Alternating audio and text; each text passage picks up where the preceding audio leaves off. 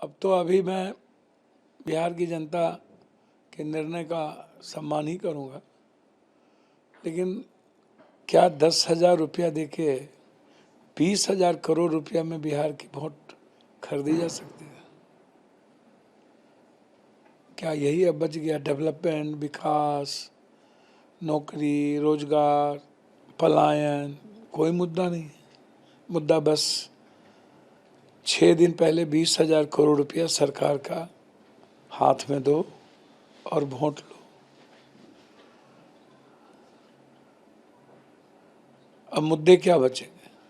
आप रोजगार के मुद्दे बचेंगे क्या? और एसआईआर क्या है? और एसआईआर में किसके वोट 69 लाख कटे? क्या इसकी समीक्षा नहीं होनी चाहिए? और क्या ऐसा मैंडेट का बिहार की जनता में कोई हवा था? मैं मानता हूं कि सरकार एनडीए की बनती, लेकिन क्या ये मैंडेट था जनता का, या हम लोग से कोई गलती हुई? जिम्मेदारी कौन लेगा इस हाल की? देखिए, ये जिम्मेदारी तो सबकी सामूहिक बनती है और हम सब लोग मिल करके जिम्मेदारी लेंगे। या फिर राहुल गांधी जिम्मेदार हैं? अच्छा, राहुल गांधी जी जिम्मेदार कैसे होंगे? निर्णय है प्रदेश का। मुख्यमंत्री राहुल गांधी जी ने, पार्टी ने, हमारे गठबंधन ने तेजस्वी यादव जी को मुख्यमंत्री के रूप में घोषित किया। तो हमारे निर्णय में, राहुल गांधी के निर्णय में कोई भी, न इन निर्णय में और न ही बिहार की जनता के प्रति जो उनका संघर्ष था, उनकी संवेदना थी, बिल्कुल समर्पित था।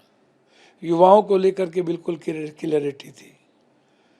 तो मैं नहीं मानता कि जरा सा भी, थोड़ा भी मुझे मानने इसमें हिचक नहीं है कि इसमें राहुल गांधी जी ने कोई कमी रखी है, इसमें प्रभारी ने कोई कमी रखी है। ये जो सामूहिक, ये जो कोई बात लोग कहते हैं, अरे भैया आप कर लेते, आप क्यों नहीं किए?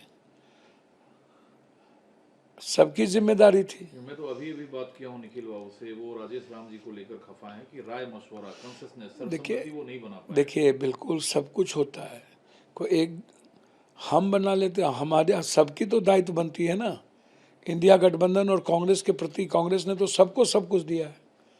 जो लोग आज बड़ी बड़ी बात करते हैं, किसी को होम मिनिस्टर भी बनाया है, केंद्र में मंत्री भी बने हैं, कांग्रेस ने किसी को देने में कोताही नहीं बरती।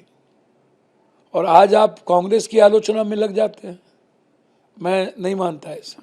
लेकिन कांग्रेस की आलोचना में कोई मतलब नहीं है। लेकिन कुछ तो आपके मन और दिल में था, क्योंकि काफी पहले से आप नीतीश जी को लेकर बार बार ये मीडिया बयान देते थे कि नीतीश जी को आना चाहिए हमारे। देखिए, मैं हमेशा, बिल्कुल मैं हमेशा कहता रहा हूँ कि नीतीश जी का जो संस्कृति है, उनके जो विचार है, गांधीयन विचार, कर्पूरी जी, जेपी लोहिया के विचार, वो दूर दूर तक भाजपा के साथ कहीं भी पारस्परिक विचारों का मेल जोल नहीं है।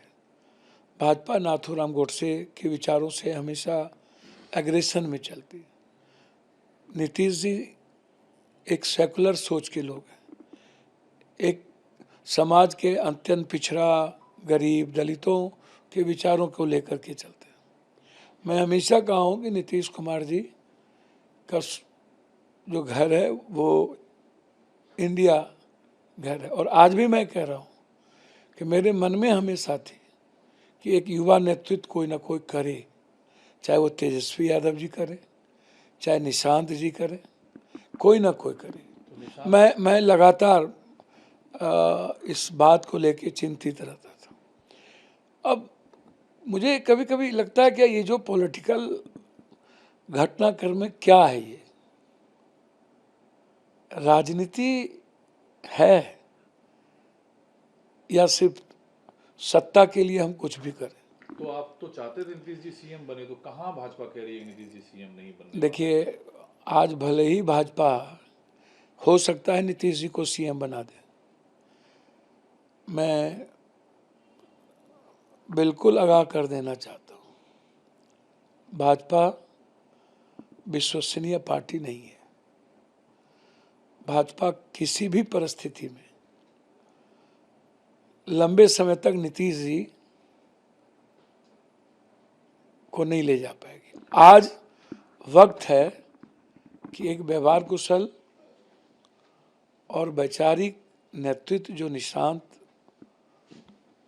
के रूप में उभरा है, यदि इंडिया गठबंधन को चाहिए उन्हें ऑफर करें और उनको हर परिस्थिति में। तो तेजस्वी जी को तो जनता ने नकार दिया है, तो निशांत के नाम पर क्या कैलकुलेशन आपका है कि आप निशांत जी का नाम मैं तो कह ही रहा हूं कि अब युवा नेतृत्व की जरूरत है इस बिहार को। नीतीश जी नहीं, निशांत। मैं नीतीश जी बने, मुझे कोई दिक्कत नहीं है। मैं हमेशा नीतीश जी के व्यक्तिगत उनके हर अच्छाइयों के साथ हूँ और वो अच्छे इंसान है, मैं हमेशा कहता हूँ। लेकिन वर्तमान समय में यही वक्त है और ये पुकार है युवा नेतृत्व की, और ऐसे समय में ही नीतीश जी को निर्णय लेना चाहिए। और वक्त आ गया है निशांत को आगे करने की, ताकि बीजेपी को भविष्य में कोई मौका ना मिले पीठ में खंजर भोंकने। तो फार्मूला क्या आपके पास है निशांत को सीएम? भैया बहुत क्लियर है, कांग्रेस है, मीम सेकुलर सोच के लोग हैं, वो तो इधर उधर जाएंगे नहीं। माले है, आरजेडी है, निश्चित रूप से तेजस्वी जी गले लगाएंगे अपने भाई को। लगा लेंगे, लगाना ही चाहिए। बिहार के रेस्पेक्ट और भविष्य, देश की भविष्य को यदि सुरक्षित देखना चाहते हैं तो जदयू को हर परिस्थिति में स्वागत करना चाहिए इंडिया गठबंधन। पहल कौन करेगा इसका? अब पहल तो उन्हीं को करना है, मैं तो सिर्फ स्वागत ही करूंगा और मैं युवा नेतृत्व की ही बात करूंगा। दूसरा, इस जीत के बाद मोदी जी से लेकर अमित शाह तक ने कहा है और विकसित भारत के सपने को चुना है। एक बार भी मोदी जी ने तो डेवलपमेंट पर बात की नहीं। उन्होंने जंगल राज, तो मोबाइल, तो रील्स, तो कट्टा, तो बम, तो बारूद। तो अच्छी बात है, हम मोदी जी के इस सपने का स्वागत करेंगे कि आप बिहार को, अभी भी वक्त है, आप नंबर 1 करें। यदि बिहार की जनता ने आपको इतना बड़ा मैंडेट दिया है तो हम चाहेंगे कि बिहार के डेवलपमेंट में 4 चांद लगे।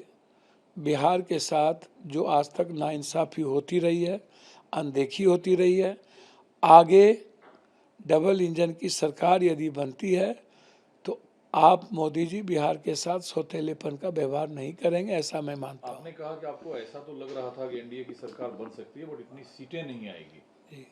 निश्चित, मैं तो कहा ये तो मुझे नहीं दिखता है और ना ही मुझे लगता है। कितनी सीटें आप मानकर चल रहे थे एनडीए? देखिए, मैं मैक्सिमम मुझको लग रहा था कि एनडीए, और एनडीए को भी लग रहा था कि 124, 125, 30, 35, इससे ऊपर नहीं जाएंगे।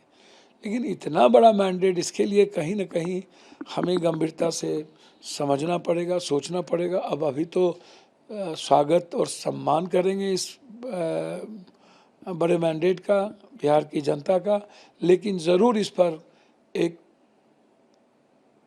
बड़ी राजनीतिक सोच की आवश्यकता है। लेकिन एक राजनीतिक बहस जो आप छेड़ रहे हैं कि नीतीश जी को युवा सोच, निशांत को आगे करना चाहिए, तेजस्वी को गले लगाना चाहिए, इन पूरे समीकरण को साधेगा कौन? और आप लोग कोशिश में तो दिख नहीं रहे। नहीं, मैं तो हमेशा पहले भी बोलता रहा हूँ निशांत के बारे में, आज भी मैं उस बात पर कायम हूँ।